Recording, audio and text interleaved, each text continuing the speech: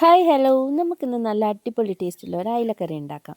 അതിന് വേണ്ടിയിട്ട് നമ്മൾ 1/2 കിലോ അയില മേടിച്ച് വെട്ടി വൃത്തിയാക്കി വെച്ചിട്ടുണ്ട്.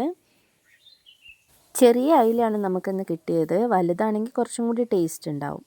ഇനി വേണ്ടത് 4 പച്ചമുളക് നെടുകെ കീറിയത്, 2 തണ്ട് കറിവേപ്പില, ചെറിയുള്ളി വട്ടത്തിൽ അരിഞ്ഞത്, ഒരു 4 അല്ലി വെളുത്തുള്ളിയും ഒരു ചെറിയ കഷ്ണം ഇഞ്ചിയും ചതച്ച് വെച്ചിട്ടുണ്ട്. 3 കഷ്ണം കുടംപുളിയും കൂടി ഇട്ട് വെച്ചിട്ടുണ്ട്. ഒരു ചട്ടി അടുപ്പത്ത് വെച്ച് ചൂടാകുമ്പോൾ നമുക്ക് വെളിച്ചെണ്ണ ഒഴിക്കാം. മൺചട്ടിയിൽ തന്നെ മീൻകറിയൊക്കെ വെക്കുന്നതായിരിക്കും നല്ലത്. ഞാനിവിടെ 2 സ്പൂൺ വെളിച്ചെണ്ണയാണ് എടുക്കുന്നത്. ഇവിടെ ഭയങ്കര തണുപ്പായതുകൊണ്ട് ഈ വെളിച്ചെണ്ണയൊക്കെ ഇങ്ങനെ തണുത്തിരിക്കുന്നത്, അത് ഉരുകുമ്പോൾ റെഡിയാവേ. ചൂടായ എണ്ണയിൽ ഒരു 1/2 സ്പൂൺ കടുകും ഒരു 1/4 സ്പൂൺ ഉലുവയും കൂടി ഇട്ട് പൊട്ടിച്ചെടുക്കണം. കടുകും ഉലുവയും പൊട്ടിക്കഴിയുമ്പോൾ നമ്മൾ നേരത്തെ ചതച്ച് വെച്ചിരിക്കുന്ന ഇഞ്ചിയും വെളുത്തുള്ളിയും ചേർത്ത് കൊടുക്കാം.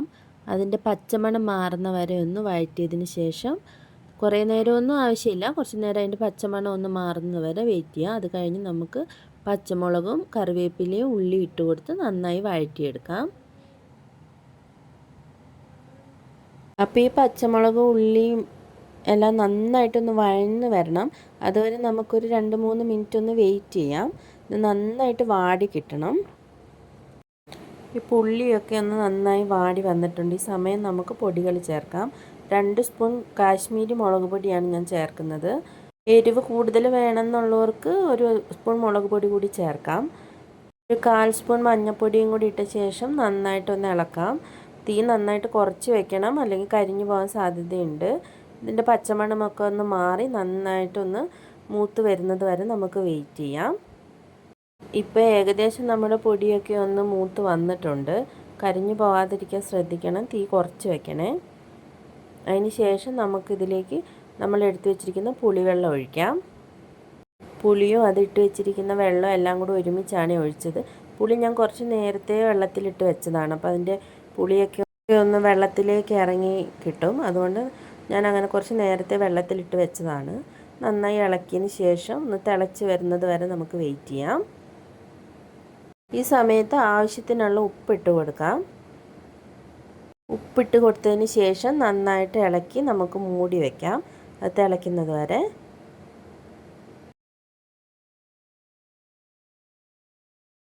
ഇപ്പോൾ ഇത് നന്നായി തിളച്ചിട്ടുണ്ട്. നമുക്കതിലേക്ക് മീൻ കഷ്ണങ്ങൾ ഓരോന്നായി പെറുക്കി വയ്ക്കാം.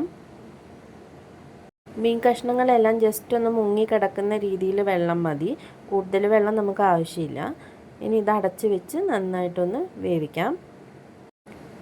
ഒരു 5 മിനിറ്റ് കഴിയുമ്പോൾ നമുക്കൊന്ന് തുറന്ന് നോക്കാം.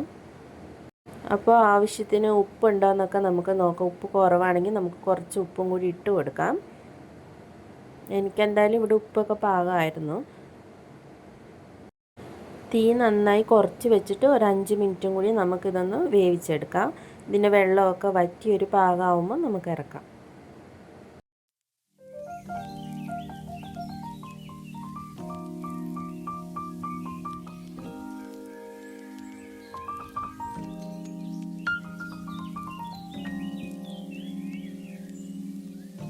അപ്പോൾ ഏകദേശം നമ്മുടെ അയിലക്കറി ഇവിടെ റെഡി ആയിട്ടുണ്ട്. ഇത് നന്നായിട്ട് തിളച്ച് എണ്ണ മേലെ തെളിയുന്ന ഒരു പരുവാകുമ്പോഴാണ് നമ്മൾ വാങ്ങുന്നത്. അപ്പം നമ്മുടെ സൂപ്പർ ടേസ്റ്റി ആയിട്ടുള്ള അയിലക്കറി ഇവിടെ റെഡി ആയിട്ടുണ്ട്. ഒരു തണ്ട് കറിവേപ്പില കൂടി വെച്ച് നമുക്കിതൊന്ന് ഭംഗിയാക്കാം. അപ്പോൾ അത്രയേ ഉള്ളൂ. അപ്പോൾ ഈ വീഡിയോ ഇഷ്ടമായെങ്കിൽ എല്ലാവരും ചാനലൊന്ന് സബ്സ്ക്രൈബ് ചെയ്യാൻ മറക്കല്ലേ.